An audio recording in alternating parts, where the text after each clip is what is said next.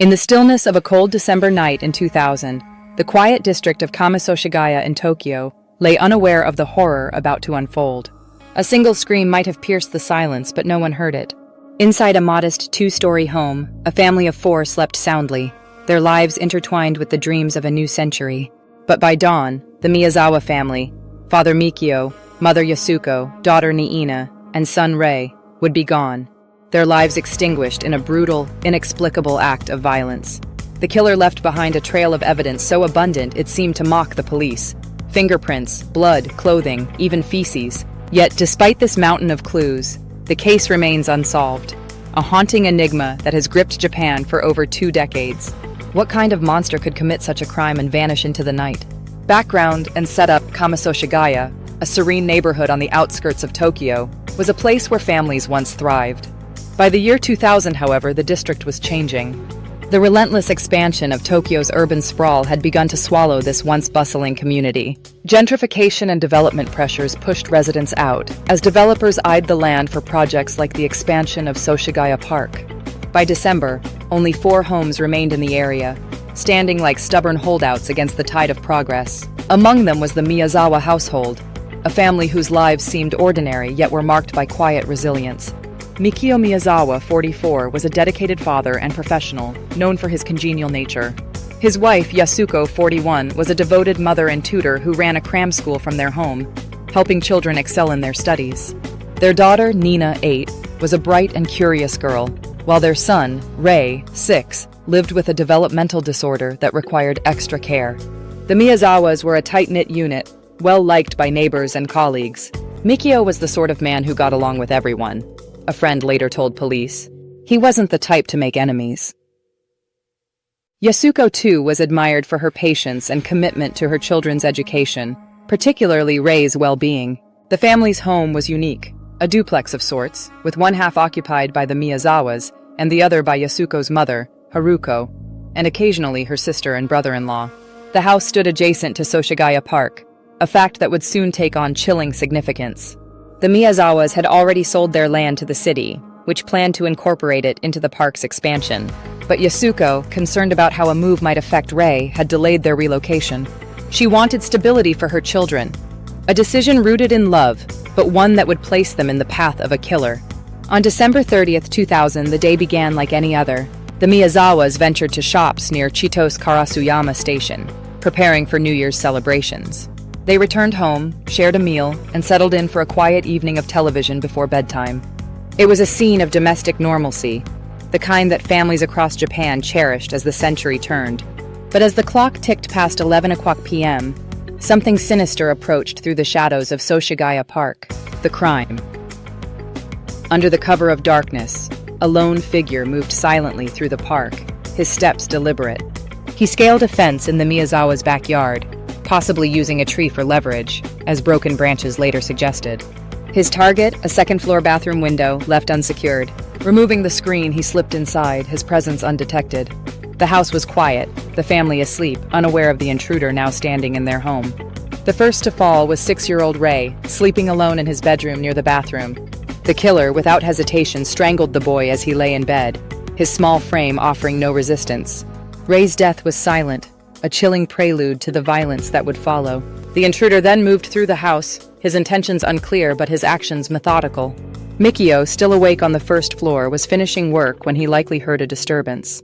Some accounts suggest he rushed upstairs, only to confront the killer face to face. Others propose the intruder descended to meet him. What is certain is the ferocity of the encounter. The killer wielded a sashimi knife, a slender blade designed for slicing seafood, and stabbed Mikio repeatedly. The father fought back, but the attack was relentless. A slipper found on the staircase and Mikio's body at its base, riddled with stab wounds, told a story of desperate struggle.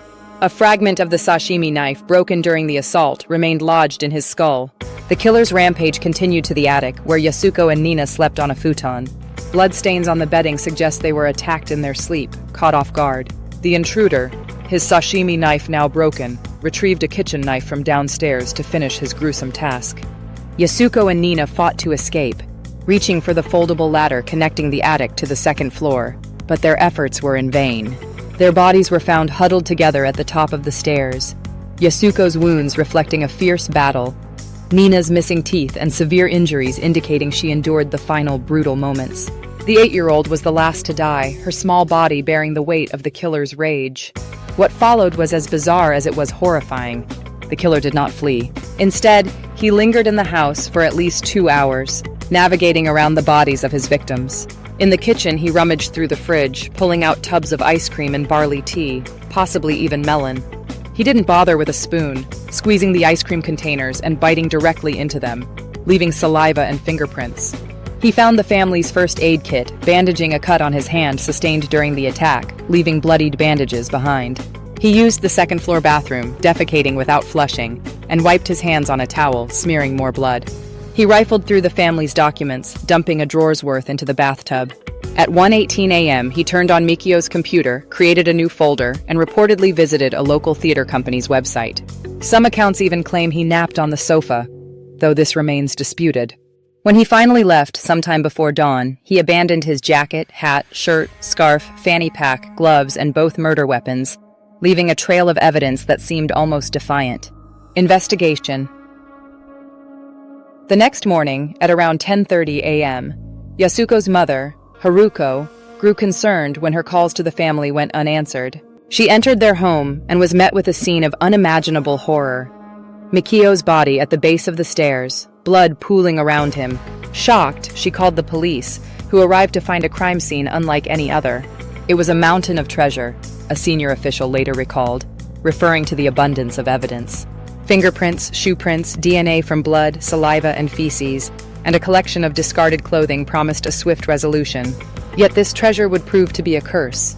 The Tokyo Metropolitan Police, alongside the local Seijo Police, embarked on one of the largest investigations in Japanese history. They cataloged fingerprints, analyzed DNA, and traced the origins of the killer's belongings. The clothing painted a vivid picture: a gray Crusher bucket hat, a white baseball shirt with purple sleeves, a cheap plaid scarf, a Uniqlo AirTech jacket, black gloves, and a gray and black fanny pack. The shoe prints revealed Slazenger sneakers, size 27.5 centimeters, a detail that raised eyebrows. Such shoes were never sold in Japan but were available in South Korea. The fanny pack contained grip tape used for skateboards, traces of Drakkar Noir cologne, and, most intriguingly, sand from an area near Los Angeles, California, specifically the Mojave Desert near Edwards Air Force Base. DNA evidence offered further clues. The killer was male with type A blood, and his last meal included string beans and sesame seeds.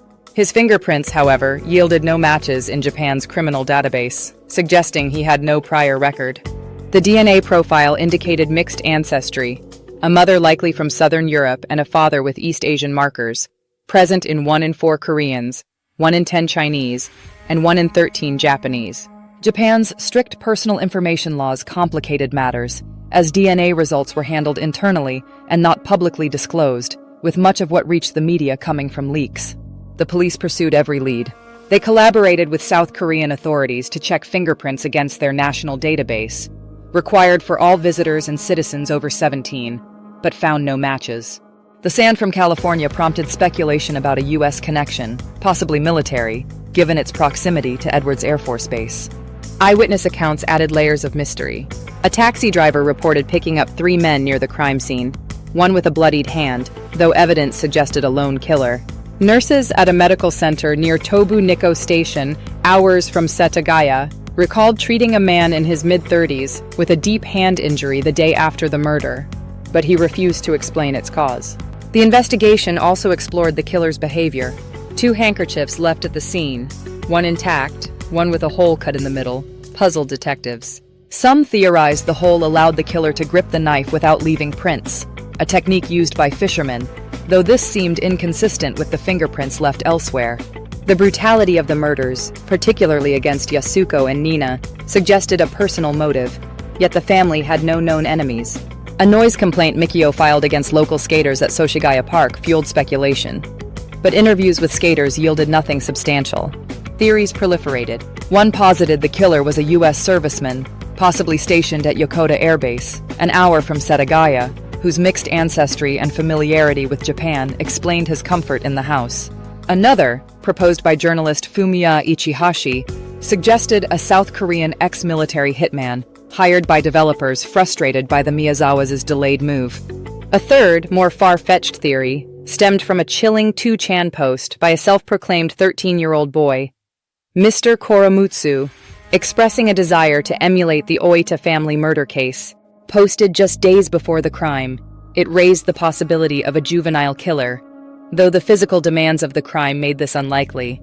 Despite 16,000 pieces of evidence, 15,000 tips, and over 250,000 investigators, no suspect emerged. The police offered a 20 million yen reward, nearly $190,000, the largest in Japanese history, but leads dried up. The case's sheer volume of evidence, much of it unremarkable due to the mass-produced nature of the clothing, became its greatest obstacle. Outcome and aftermath: the Setagaya family murder remains Japan's most infamous unsolved case. No arrests have been made, no suspects definitively identified. The house, preserved as a crime scene, is guarded 24/7 by Tokyo police, its path blocked to the public. In 2010, Japan abolished the statute of limitations for murder, ensuring the killer could still face justice.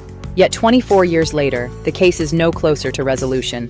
The impact on Setagaya was profound. Once a vibrant community, the neighborhood became a symbol of loss, its remaining residents haunted by the tragedy. Setsuko Miyazawa, Yasuko's 92-year-old mother, continues her vigil, distributing flyers at Chitose Karasuyama Station, desperate for answers. "I just want to know who took my family," she has said, her voice trembling with grief. The media frenzy dubbed the case the Goldilocks murder for the killer's bizarre behavior, likening it to a fairy tale intruder making himself at home. Public fascination endures, fueled by online forums and true crime podcasts like Nicolas Obregon's Faceless, which dissects the case's complexities. The abundance of evidence, once seen as a boon, has become a paradox, overwhelming investigators with leads that lead nowhere. The case exposed vulnerabilities in Japan's investigative system, particularly its restrictive DNA laws, which hindered international cooperation. It also sparked debates about safety in a nation perceived as one of the world's safest, shaking public confidence. For the Miyazawa family's loved ones, the lack of closure is a wound that never heals. Closing reflection. The Setagaya family murder is more than a case. It's a haunting reminder of the fragility of safety and the enduring mystery of human darkness. A family, unremarkable in their kindness and routine, was torn apart in a single night, their killer leaving behind a puzzle that defies solution. As Setsuko stands at the station, her flyers fluttering in the wind, she embodies a universal longing for justice, for answers that may never come. This tragedy lingers not just in Setagaya, but in the collective memory of a nation, a chilling question mark in the heart of Tokyo. Who was the shadow that slipped through the park, and why did they choose the Miyazawas? Some cases fade with time, but this one burns brighter with each passing year, a testament to the enduring power of the unsolved.